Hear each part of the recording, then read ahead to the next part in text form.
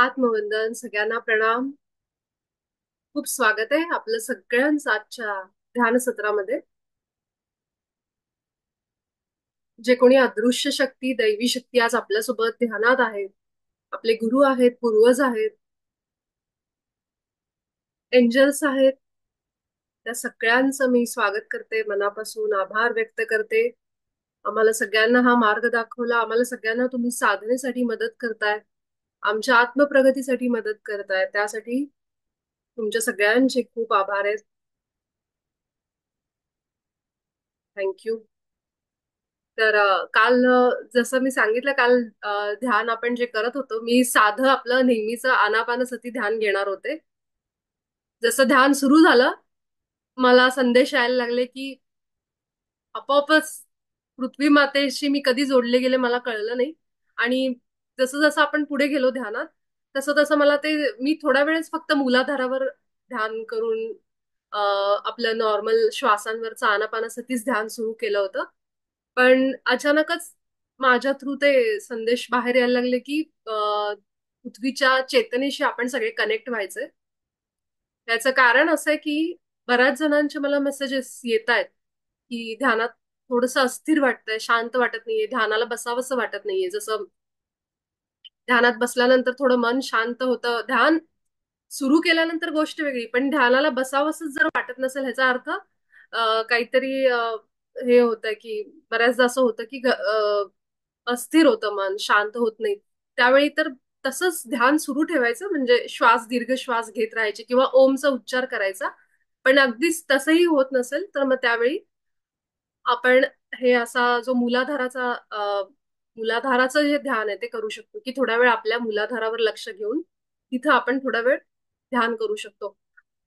ते एक झाला पर्याय. आणि दुसरा पर्याय म्हणजे आपल्या छातीवर, आपल्या हृदय चक्राला खूप महत्व आहे. लक्षात ठेवा, हृदय चक्र हे हे ही चावी आहे वरच्या प्लेनवर, वरच्या डायमेन्शनवर जाण्यासाठी, त्या लोकांशी कनेक्ट करण्यासाठी ज्यांचं हृदय चक्र ओपन असतं, हो, किंवा प्युरिटी, पवित्रता जास्त ज्यांची, म्हणजे म्हणतो ना आपण, ज्यांचे व्हायब्रेशन हाय असतात, फ्रिक्वेन्सी जास्त असते, त्यांच्याशी पटकन दैवी शक्ती संपर्कात, म्हणजे आपल्याशी सततच जोडलेले असतात. असं असं नाहीये की कोणी याच्याशी जोडली, याच्याशी आपल्याशी सततच ह्या दैवी ऊर्जा जोडलेल्या आहेत. पण ज्यांचं हृदय चक्रावर काम चालू आहे, जे लोक त्याच्यावर काम करतात, त्यांना तो ऊर्जेतला फरक जाणवेल हळूहळू. आणि आपल्या इथं ग्रुपमध्ये सगळ्यांना हा फरक जाणवेल, कारण सगळ्यांची हृदय चक्रांवर काम सुरू आहे, हिलिंग सुरू आहे. आणि ध्यानातून आपल्याला वाटतं की आपण फक्त श्वासांवर लक्ष ठेवतोय, आपण फक्त आनापानासती ध्यान करतोय, ध्यानातून काय होणार आहे. पण ह्या ध्यानातूनच सगळ्यांचं हृदयचक्र हील होणार आहे.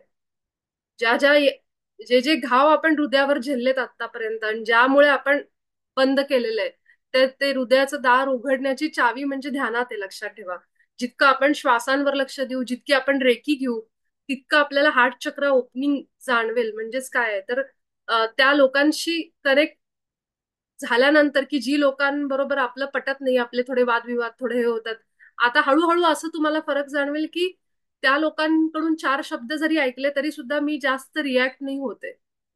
थोडासा आधीपेक्षा फरक पडलाय. आणि हाच तो फरक आहे जो आपल्या हार्ट चक्रामध्ये होतोय.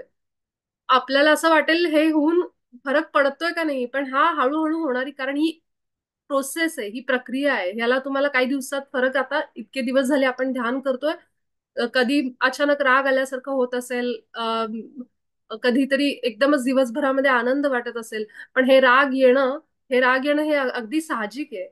पण त्यानंतर आपण किती वेळ साधारण अशा ऊर्जेमध्ये राहतो जिथं समोरचा माणूस किती जरी काही जरी बोलल्यानंतर मी पटकन त्याला आता रिॲक्ट करते का, म्हणजे मला तितका असा प्रतिसाद माझा कसा आहे त्याच्या बाबतीत.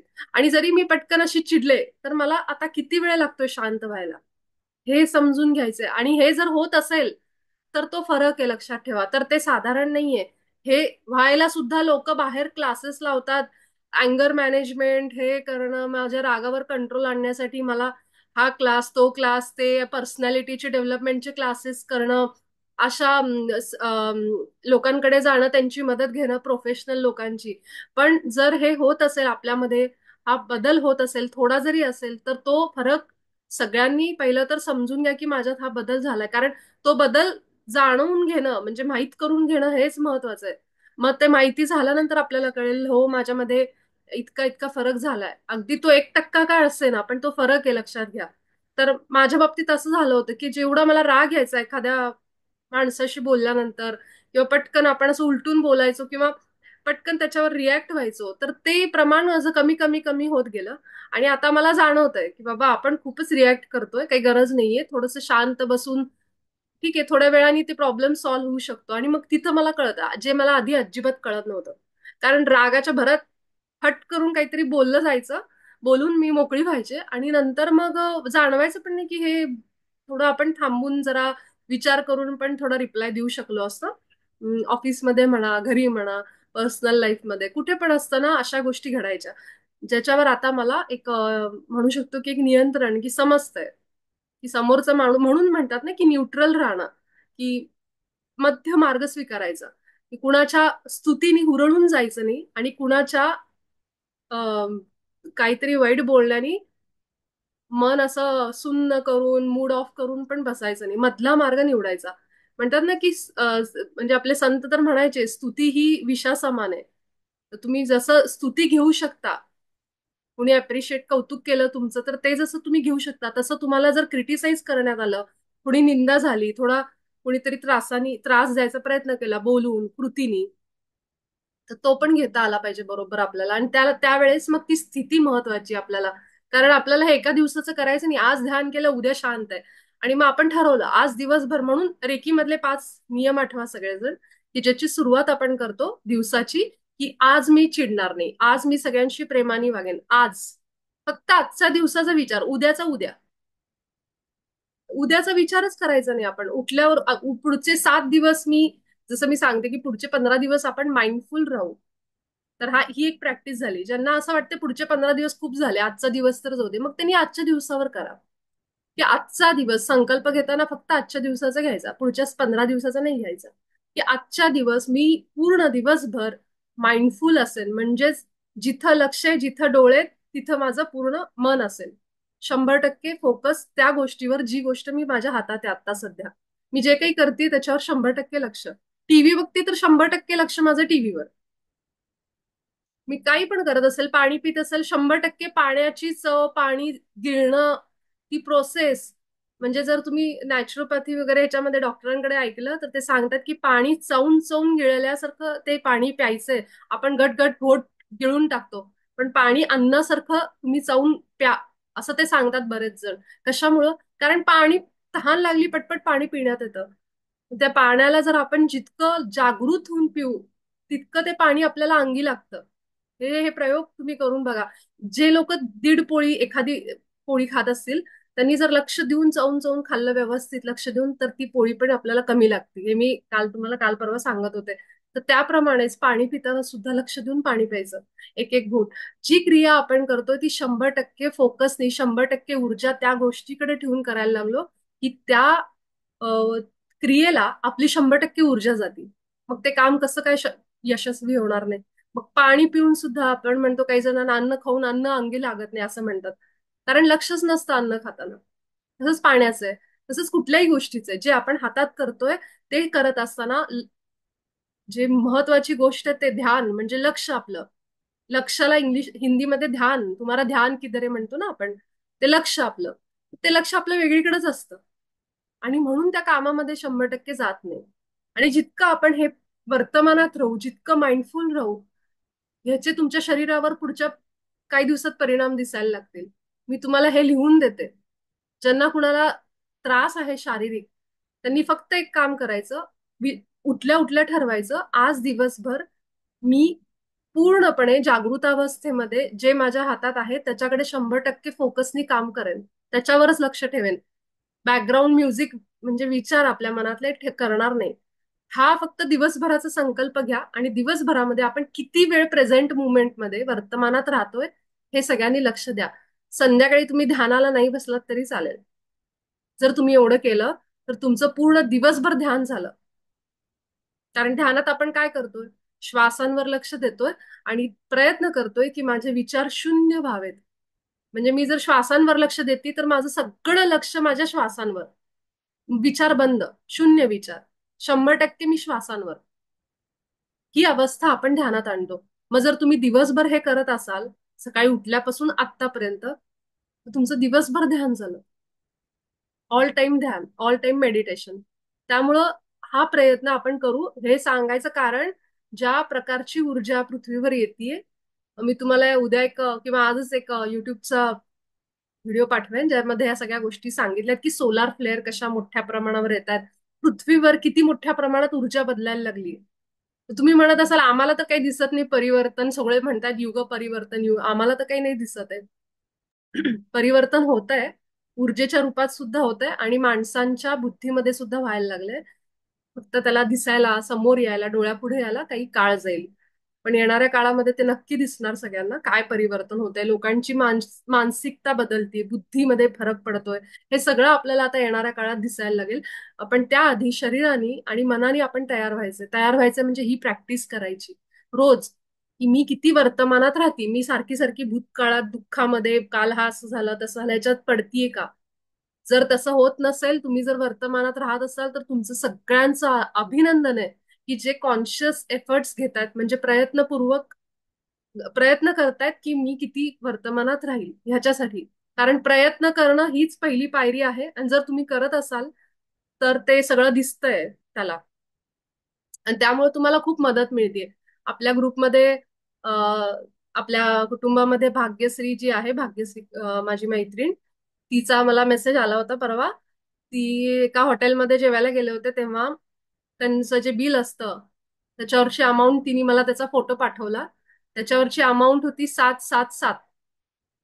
म्हणून मी त्या दिवशी मेसेज टाकला, कारण मला अजून दोघी तिघींचे आले की आम्हाला नंबर्स दिसत आहेत, हे होत आहे. म्हणजेच काय की आता सगळेजण ह्या ऊर्जेला अलाइन व्हायला लागलेत.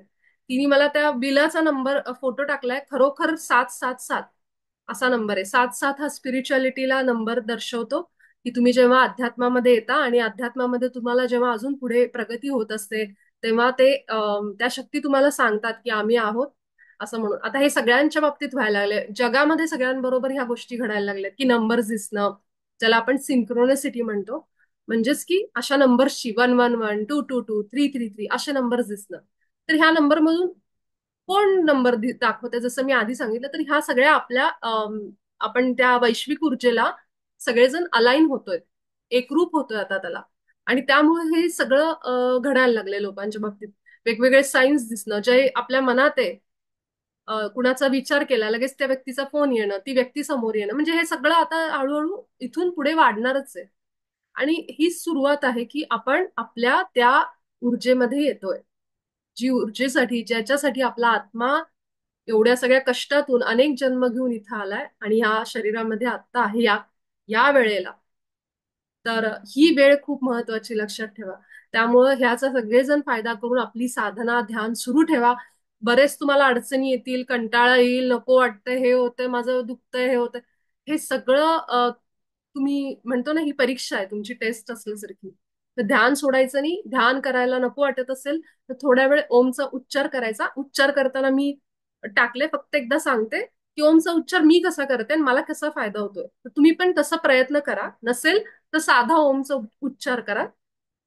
जेव्हा आपण श्वास घेतो डोळे बंद करून, जेव्हा ओम करण्यासाठी जेव्हा दीर्घ श्वास घेतो, तेव्हा लक्ष इथं न्यायचं. ठीक आहे, म्हणजे श्वास घेताना. आणि सोडताना जेव्हा तुम्ही, आता मी समजा असा घेतला, माझं सगळं लक्ष इथं गेलंय.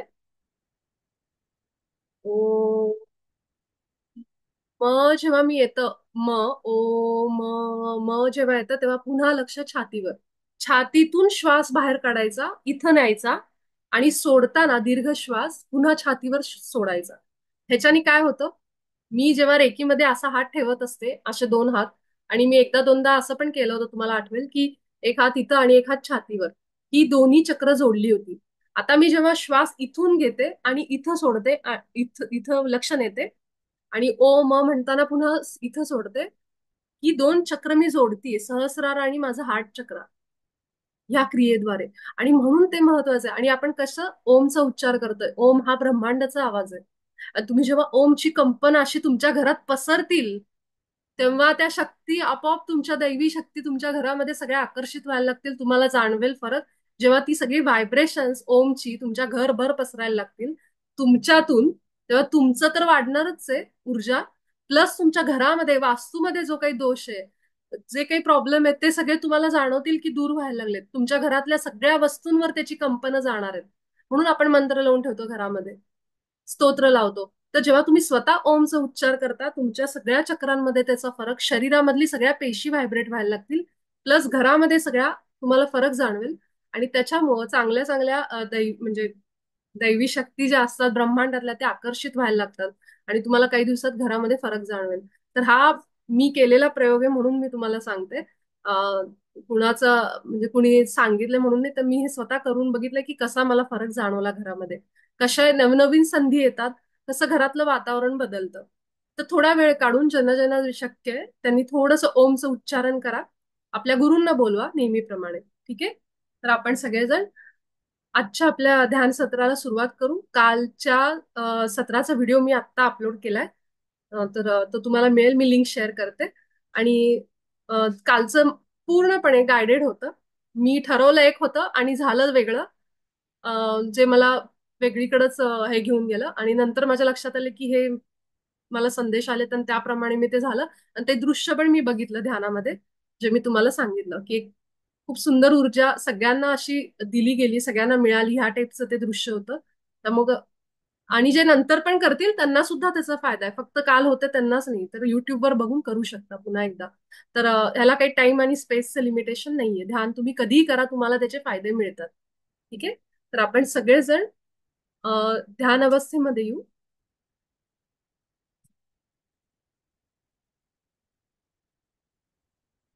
पाठीला आराम घेऊन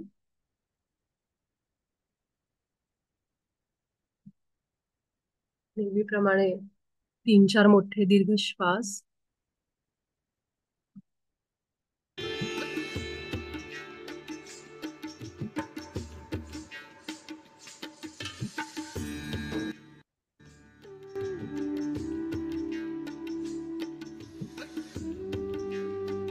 लक्ष आपलं जिथं कुठं आपण होतो त्या भागातून पूर्णपणे वर्तमानात लक्ष कसं आणायचं, तर आपल्या श्वासांवर लक्ष न्यायचं. मोठे मोठे श्वास घ्यायचे.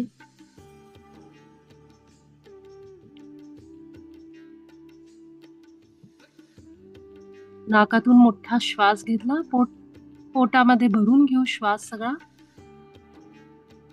पोट फुलवून श्वास घ्यायचा आणि सोडताना सगळा श्वास आपल्या तोंडातून बाहेर काढायचा.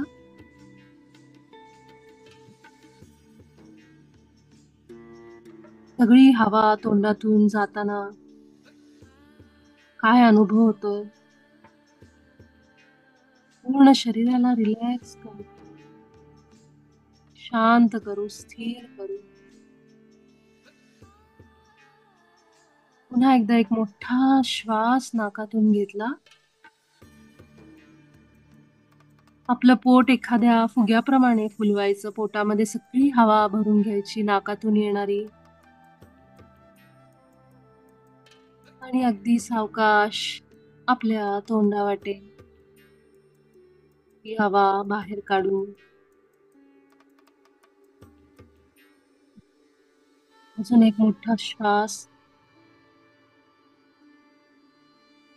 अशा पद्धतीने घेऊ की पोटातून भरून हवा घेतली, मस्तकावर गेलोय आणि म्हणजेच मस्तकावर लक्ष नेलं आणि तोंडानी सगळी हवा बाहेर. एक मोठा श्वास नाकानी पुन्हा एकदा. मोठा श्वास घेतला, मस्तकावर लक्ष, सावकाश तोंडानी सगळी हवा बाहेर. अगदी सहजपणे ही क्रिया करायची.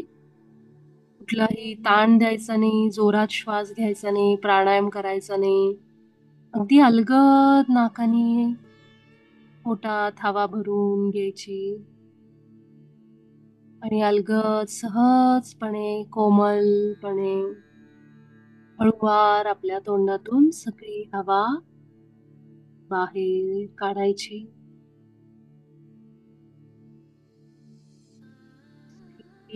रिलॅक्स करायची सगळ्या शरीराला. आपले खांदे अगदी सैल सोडायचे. हात अगदी सैल, सर पाय सैल. पाठीचा कणा मात्र ताठ ठेवायचा. हात एकमेकांमध्ये गुंतलेले.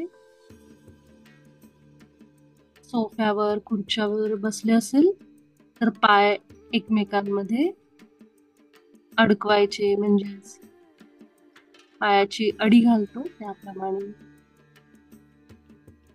स्थिर व्हायचे आपल्या खोलीमध्ये जिथं आपण बसलो. ते आसन, ती जागा बंद डोळ्यांनी बघायची. आपल्या शरीराचं अस्तित्व जाणवून द्यायचं. असं आहे माझं शरीर, मस्तकापासून तळपायापर्यंत. साधनेला डोळे बंद करून या क्षणाला, ना मला भूतकाळ आहे ना भविष्य काळ आहे तो फक्त वर्तमान आहे.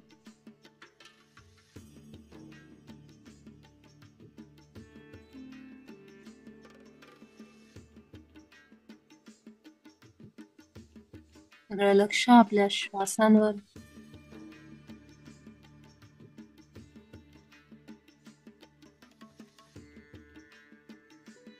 हे परमात्मा, माझ्याकडून हे आजचं ध्यान तू करून घे. मला निर्विचार बनव. सर्वोत्तम हिताचं असं हे आजचं ध्यान सत्र होऊ दे.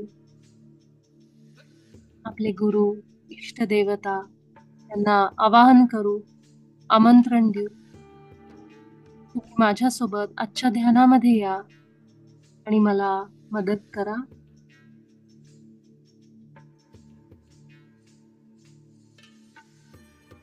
शंभर टक्के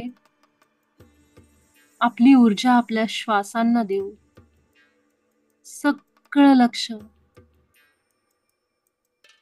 केंद्रित करायचं फक्त येणाऱ्या आणि जाणाऱ्या श्वासांवर. आन पान सती ध्यान. आन म्हणजे येणारा, पान म्हणजे जाणारा, सती म्हणजे बघणे. येणाऱ्या जाणाऱ्या श्वासांना बघणे. तिसरा माणूस म्हणून, जसं काही कुणीतरी बाहेरचा व्यक्ती आपले श्वास बघतोय, अनुभवतोय, त्याप्रमाणे आपली चेतना, बुद्धी जी शरीराच्या आतच आहे, पण तरीही एक वेगळा व्यक्ती, तिसरा व्यक्ती बनून आपल्या श्वासांना बघायचे, अनुभव करायचे. काय आहे ते श्वास? श्वास म्हणजे काय? ही हवा आहे, हे प्राणवायू आहेत, जे शरीराच्या आत बाहेर करतायत. ही क्रिया आहे. ही क्रिया सुरू आहे म्हणून मी जिवंत आहे.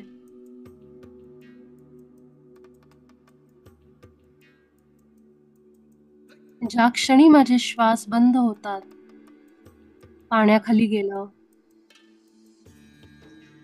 कुठेतरी माझा श्वास गुदमरतो, त्या ठिकाणी माझं अस्तित्व पृथ्वीवरचं संपून जाईल. आणि मग मला एक एक श्वासाची किंमत कळेल.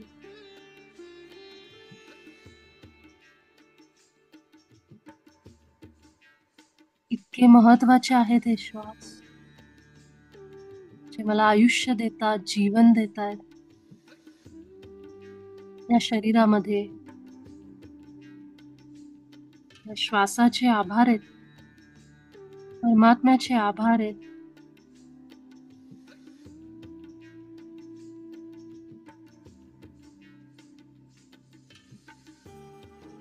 ती सुंदर आणि विचारपूर्वक केलेली रचना आहे. अशा श्वास नलिका नाकातून शरीरात सोडली, ज्यातून हे श्वास प्रवास करत असतात दिवसभर, रात्रभर, प्रत्येक क्षणाला न सांगता आपलं कार्य करतात.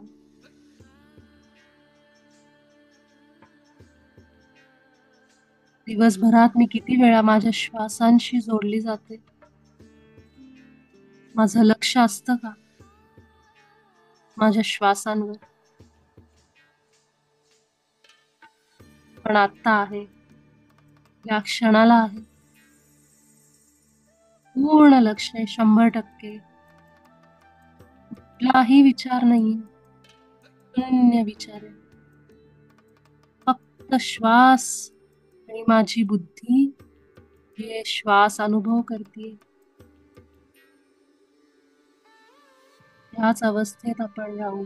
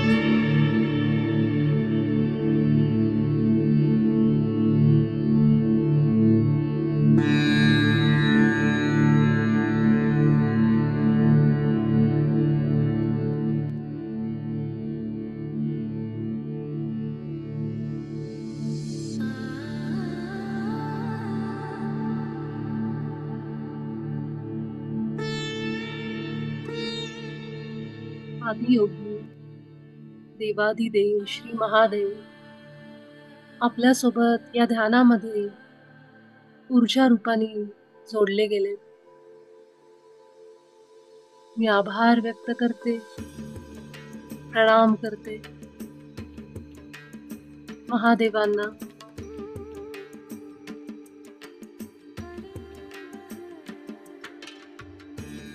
जे साक्षात आदियोगी आहेत, ध्यानस्थ आहेत.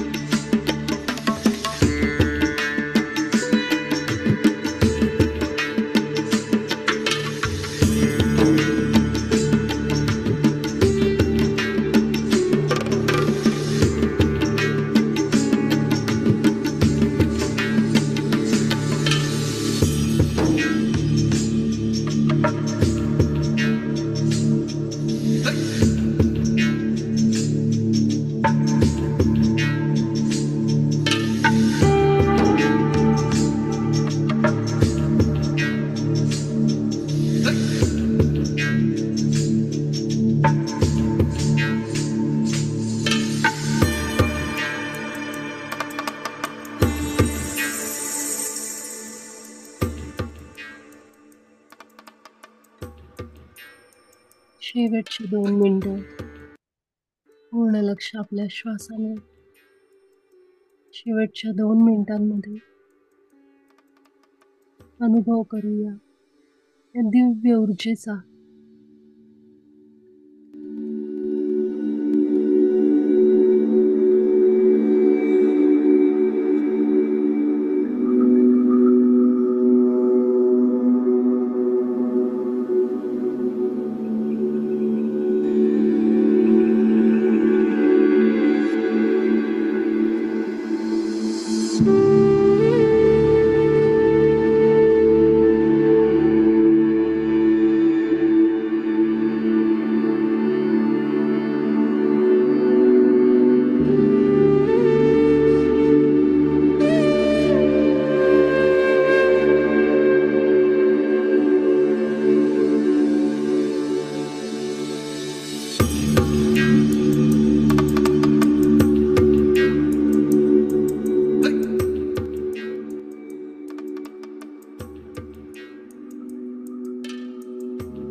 आपण सगळेजण या दिव्य ध्यानातून बाहेर येण्यासाठी तयार होऊ.